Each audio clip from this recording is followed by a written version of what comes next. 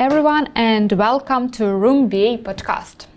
I'm Olena Virun and my co-host Mariya Puriy are going to discuss very interesting and important topic for all business analysts. It's actually the PO role and how to become a really good PO. Today our guest is Greg Bell, experienced PO with a wonderful experience as a developer. He had a nice journey in IT and finally he became one of the best product owners I ever worked with. Welcome, Greg. How are you feeling today? Fine, thank you, Olena. Thank you for the kind words. Okay, let's start with our questions. I know that you have this experience to be a developer, you have specific education in IT, and now you work in IT world, I believe, for more than 30 years. How did you change your profession to become a PO?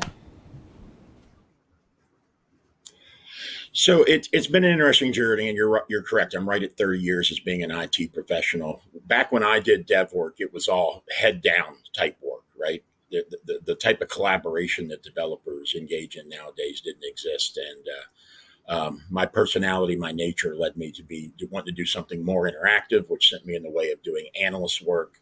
The analyst work slowly evolved into some product owner type offerings that were available to me, and I pounced on because I found it really interesting to work that close with the devs and also be able to maintain my relationship with all the other stakeholders. So it spoke to a lot of the things that I think I do well, kind of just a good fit in general. And so that's the direction my career has migrated, especially at my time here at OneCall. And I enjoy building software, being a PO of a good team that cranks out lots of software, and fortunately, that's the world I get to live in right now. So it makes me happy and to come to work every day and put out some good code that leads to a good product. So you choose this role just evolutionary because you understood that you fit in these duties better. But what actually the role of PO means to you, and if to compare it to the general explanation of PO role, can you find some differences to what you do and how you understand the role of product owner to the literature information? Well, the PO role is definitely a construct that came out of the the Scrum style development cycle, underneath the agile framework. So the PO and the Scrum Master role both kind of came out of that type of software development. We're not engaging in that here in this company at OneCall. As a matter of fact, I've never worked any place that's actually done pure Scrum. It's a very regimented, very specific way of doing software, and it can be incredibly productive, but I've never done it exactly. So the PO role, from the way it was originally kind of came to be, has morphed over the has morphed over the years. And what I see here is there's a little bit of everything. There's a little bit of a project manager aspect to the PO role here. There's a little bit of an analyst role to it. There's definitely a lot of traditional PO role stuff that still goes on. But if you're thinking about it in the terms of 2-week sprints inside of a Scrum, and that traditional PO role, it's much different here. But I like wearing a lot of different hats during any given 2-week period or any two-week cycle. So again, it works well for me, and it works well for a lot of the folks here that OneCall that kind of wear that role. Which none of the folks that we have in the PO roles here are doing a traditional PO Scrum role. They've all kind of morphed into what's best for those teams who are doing that dev work. And to me, that is the essence of being agile. What works best, find it out, and keep repeating it over and over again. Here I do have a question as a BA. So if you have both roles on a project and you have both people, the the product owner and the business analyst, right? You have both on the project. How would you recommend dividing the responsibilities of each? Is there any, I don't know, a perfect setting and a perfect division of those responsibilities within the two roles, or is it also, do we also have to be agile in defining those? So you led me right to where I was going to go with the answer, Mariya. Thank you. So you've got to be agile in it, right? You have to be agile in it. The relationship, for instance, that you and I have, I can't say I would have with another analyst who, if somebody else was to step into the role, or for you, if another PO stepped into my role. So you have to analyze that relationship, analyze what everybody's strengths are, and find out where it goes. As a PO, when I joined this team, here's a great example of a place where I negotiated. I am used to owning stories. Okay. That is something that I have done my entire time that I've been here, the entire time I've been a PO. I write every story. I write every AC. And it was mine. And obviously when I stepped into this role with you guys, that was something that the analyst was going to be tasked with doing. And, we worked with you and said, oh, wow, look, she writes great stories. So now I've kind of moved upstream and I concentrate on the features. I help, I look at everything you write, review it, make sure that your stories encapsulate the capabilities that I've spelled out for a feature. It's turned out to be, I feel, a very fruitful relationship. I think us being able to step into those type roles, and be symbiotic to an extent where you're helping me with what I need to get done. I'm helping you with what you need to get done. And, there's a little bit of overlap for sure. I don't have any doubt that you could do my job if you needed to, and that I could do your job if I needed to. Yeah. Yes. 100%. 100%.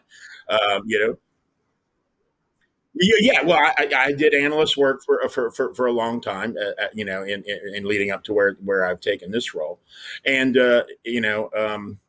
it's just it's a matter of drawing. I don't want to say you draw lines of demarcation into what you're going to do, but like I said, those lines need to remain fuzzy, and and we should stay agile in that relationship on an ongoing basis as well. The way we work right now, and the way I work with any other future BA, the way I'm doing it right now doesn't mean that's the way with the same two folks should be doing it in 6 months. As the work changes, the process changes, the environment changes, anything that any other changes come around could have an effect on how that work is divvied up and who's doing what and all those type things. And as being agile, which you're going to hear me say like being like 20 times probably during this conversation, and being agile, you've got to be able to respond. Yeah, we have to be. We have to be agile. Well, the whole big thing is. Yeah, sorry. I really like the fact that you said that you have to choose and define the strength of each person, and then based on that, define who does what. And not just because you are a business analyst, this is your prescription of what you have to do performing this role, and this is a PO role, and you cannot change anything. No, agility makes you do it, it helps you do it, and it's basically the goal of the whole idea, the center, of the whole idea of agility is to actually play on the strength, as we say it. Cool, thank you, Greg. You're welcome. Maybe I can just summarize what you mentioned. You said that the best setup or to work PO and BA together in a symbiosis is to be a PO on a more high level and BA on a bit low level, like stories level, features level. Is it correct? That's exactly how we've divided up here. I don't want to say that that's a prescription for success for every BA and PO pairing, but here that was kind of the way it was being done when I came into the team, that the BA owned the stories. Like I said, so I begrudgingly gave that up and said, okay, I'll watch Mariya do her stuff, and it's worked out great. And it's freed me up in that manner, right? It's freed me up to, as a PO, to think more of the product or the features we're creating, anything in a business style manner, abstracting it from the actual, abstracting it from the actual technical requests that are being done via the stories and other things underneath it. So I can stay kind of at that high level, making sure those overall capabilities are being met, make sure that's what I'm concentrating on, and making sure that's exactly what the business wants out of what we're building. So that's kind of become more of my focus, as opposed to making sure the stories are getting executed. So I think it's a win-win if you can make that work between the two different roles. I can also say one thing, add one thing to this. Before you joined the project, the BA also defined features. So it was a division for everybody to win. Okay, I'm willing to give up my features, but right. I will work on the user stories. And you went, okay, I'm willing to give up the user stories, but features remain with me. And that's actually quite logical if you have both roles, to use them up to their highest potential. So this is a great combo, I would say, and I'm very happy that 100%. It works so well. At least I believe it works so well in our team. Okay. Well, so the proof is in the software we're producing. We're producing good software. We're at a high velocity with minimal to almost non-existent prod bugs. By any accurate measurable, right now we're a success. We just have to keep it up, right? That's the hard part. And this last comment born a new question to you. We always know that there are a lot of different products which different teams can develop for many years, and when this product goes live, business understand that it is useless, or that processes are changed in the company. Have you ever met the situation or been in situation when your product was like something not useful for the business? How did you deal with that, if yes? So certainly, and more often than not, you see it's not going to be. Hopefully, if you're doing your job right as a PO, or that you see it's not going to be useful long before you release it, and hopefully you can pull the plug before that, right? But yeah, when doing traditional waterfall type development, as an SDLC, things can take a long time. Every time requirements shift, we start over with building the BRD and the FRD, and the developers never get started. That's something we combat with an agile methodology, where we get the devs working as soon as we possibly can, so that the requirements, the need, the ask is still fresh, and hopefully you get it executed quick enough and get it to market quick enough that it hasn't become stale. So luckily, I haven't had much of that happen here in the last couple of years because I've been working in an agile environment, but I can definitely tell you that it's happened across the enterprise in other locations where projects have taken so long to roll out, literally years sometimes, that by the time they get done, again, the requirements have totally shifted, the market's totally shifted, our focus has shifted. All these things can happen and do it. So time to market is an important thing for the people who are championing those products or those services, whatever they're doing. It's important for them to understand what the time to market's going to be, and is the product going to withstand whatever that elapsed time is going to be. Like I said, I've been lucky in that regard. Also, I've been lucky because we've been executing fairly quickly on our things. Even this year with some really big items, we're still turning and burning on them pretty quick. And so we haven't had any such experience yet. It's a very difficult thing when it does happen. It can cause a lot of discord in the team because, no one likes to work for months and months and months on something just to see it wind up in a recycle bin. For years, right? Greg, it's sometimes it happens for years.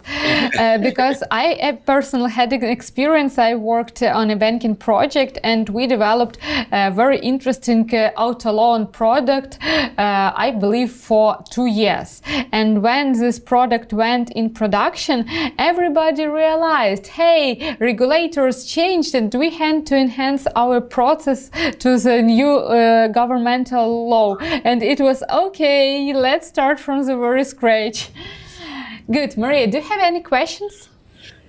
I do. I was wondering, because we've kind of touched at a certain point on the topic of shifting priorities, right? And when we talk about priorities and things being shifted, you often, of course, realize that it's due to different stakeholders and making your team and your requirements meet their needs, right? So, Greg, a tricky question. Yes. How do you align stakeholders that are not aligned, or they're difficult to align? So you're talking about stakeholders from different parts of the organization who may not agree on what we're trying to execute or what should be first in a priority sense. Is that what we're saying? Yes. So first off, there's other stakeholders. So if you have 2 or 3 stakeholders that are conflicting because they all want their thing to be done first, obviously there should be somebody above to help lend that direction as to what we should execute on first. And then as a product owner, I'm also going to have input into that. I think that's an incredibly important, almost, I don't want to say autonomy, but such input and the ability to make such a decision when I'm told that 2 things, I got to have 2 things, both these things are important, right? They're both number one priority. First off, we all know that shouldn't really exist that way, right? How can I have 2 things that are most important? Hopefully I'm going to get some direction. I'm going to chase down that direction from whoever is above those conflicting shareholders. Otherwise, it's a type call that I'm willing to make on my own as well when I have things that are of equal priority, and I'll measure that. And when I say on my own, I mean I'm going to talk to my dev team, right? I mean, so the dev team can look at those things. We offer up our estimates. We say this is when we can get done this fast. This one that we can get done this fast, and we arrange a strategy to get them both executed as quickly as we can, or all 3 of them if it's 3 of them, because we're in that situation right now where we've got 3 important projects, right, that we've kind of got stacked upon each other. But you want the team to get aligned on everything that they're going to do and have a say in it, and that's really what I talked about, autonomy. Giving the team the power to determine what they should work on next when there's those conflicting priorities. You know what I mean? That this is the one that makes sense for us at this current stage. And then this one, set out a plan and communicate it out to upward and outward to all stakeholders. And then live with your decision, right? You have to live with your decision, and then you have to live up to your decision as well. You got to make what you told people happen. And again, teams I've been with lately have been able to do that. And here's what you find out. If you can get that bargaining done, right, get people to accept your plan as you put it out, and then you execute on it, those conflicts tend to go away a little bit more in the future, right? Because everybody realizes their stuff will get done if we give this team time to work on it. And I think it's amazing that you've mentioned the fact that you will actually, as the product owner, take the ownership of that product and actually decide what has the higher priority out of the things that seem to have equal one, right? So this is actually what I really rarely hear from a product owner, that actually they're there to take the ownership and to make a hard decision in case they have nothing that can lean them towards one or the other. Okay, great, thank you. And for me, one of the main points that Greg, you mentioned, was that you talk to your team, and team build trust with the client, and if we show that we can deliver, then everybody rely on us. It's very good. The last question from the main topic, it's about your self-development, and actually self-development of everybody.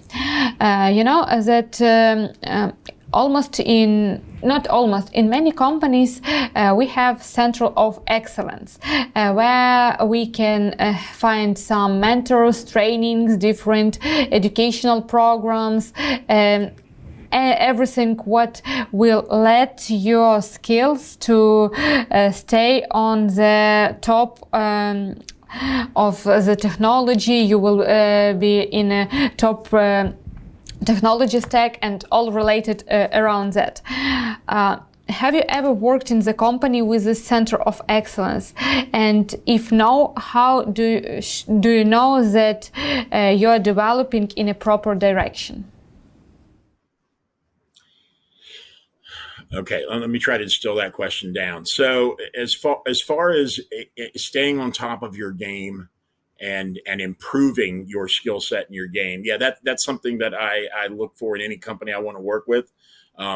One Call offers several different ways to do that, do such thing. As a matter of fact, I give you things I'm involved in right now. So right now I am running a black belt project. So to get my Six Sigma black belt, I'm a green belt from a previous thing, but I'm running a black belt project. So there's an example of something from a standard of excellence that the company offers and supports somebody getting done. Right? It's a lot of work. It's good for the company and it's good for the individual. So it's a win-win situation for the individuals who are willing to pursue such a thing. There's lots of green belts and yellow belt opportunities here within the company as well. In addition, there's all of the LinkedIn learning. We've got licenses that they'll give you for LinkedIn learning to go out and get a bunch of things done to stay on top of your game. And one of the things I'm engaging in right now there's some official product management certification type stuff. Because as a role of a PO, there's all sorts of, there's PPOs and then there's product managers and, et cetera. And so I'm taking a certification type class to learn more about product management in general, how to make an organization run as a product based organization versus, just a software based organization, which is kind of what we are right now. So there's all sorts of opportunities like that out there. Go ahead, Olena. It's just evolutionary development from business analyst to product owner to product manager, because it's like growth of your skills, and when you work more you have more different responsibilities. You can apply your skills to the wider audience, to the bigger product, and receive better results altogether. But here is the question about mindset. Product owner mindset and product manager mindsets are a bit different, because when you're product manager you have to think how to promote your product on a market. When you're just a product owner, you have to be sure that your business is happy and that all your stakeholders are your main market. Well, so it depends upon what type of role in the organization a product manager has. For instance, you can be an insulated product manager inside the organization who is marketing people going out and doing the type of thing you're talking about. If you're talking about some sort of external facing product. Let's talk about One Call real quick as an example. There are account management, implementation teams, et cetera, that deal with the external facing clients. As a product manager, if that was the role I was to assume eventually for something like the intake product, which I'm the product owner for right now, I wouldn't expect to be going out chasing down clients and selling my product, but I would be working closely as part of my stakeholders with that implementations team, with those account management teams, to make sure that their input is noted, what they're saying those external users need. I'd also be working, of course, with internal operations people would probably be my main stakeholders. That those are the people that are our biggest audience for the software that we build right now. And then, of course, the IT, the higher ups in the IT organizations are our actual application managers, our VPs of IT and technology. Those folks are going to give us a direction as well. And it's the key to good product management is synthesizing all that, and then being able to make a call to what we just spoke about earlier about the priority, because theoretically, in a properly done product management, product driven company, whatever offers the most value to the company is what you should execute first. Now, that's an easy thing to say. It's a much harder thing to execute on, right? It really is. Because first off, measuring value is incredibly difficult. It can be almost arbitrary. I mean, obviously, if it returns hard dollars, that's an easy thing to quantify, an easy thing to put in front of people. But when it's just technology stack shifts, which can do amazing things, but you don't see You don't see the hard return of dollars on it. So those are the type of the synthesis of all those inputs, and then the prioritization of them as to what's going to help the product the best is how a product manager really impacts the company. And then, as you just said, Olena, the actual execution of what that product manager puts in front of you as part of that vision, right? The company's vision that they've helped guide. The product owner then executes on it with their corresponding dev team, with a great BA and a dev manager to help support. Thank you. Now it's a great time for our regular anti-blitz exercise. Anti-blitz is the section when I will ask you questions and you have to answer incorrectly or funny. For example, how to promote code to the production environment? Just press button delete. Clear? Clear. The first one is, out of all product owner responsibilities, which one is your favorite? Oh gosh, I got to answer quickly. Which one is my favorite? Creating bugs. Nice. The next one, ideal stakeholder or ideal requirements. Which would you choose? I don't want ideal in either. I want them to be very difficult. Okay, let's move to the last question in our anti-blitz. And is it possible for product owner to use fantasy, imagination, and creativity for feature creation? And explain your answer and give some examples. I'd like to think so, because I'd like to be able to write everything using AI. So that would be great. And this is exactly answer as the other PO gave us in the morning when we trained this question. Thank you, Greg. It was big pleasure. Well, you're welcome. It was big pleasure to talk to you. Guys, please subscribe our channel, push like, and see you in next podcasts. Bye.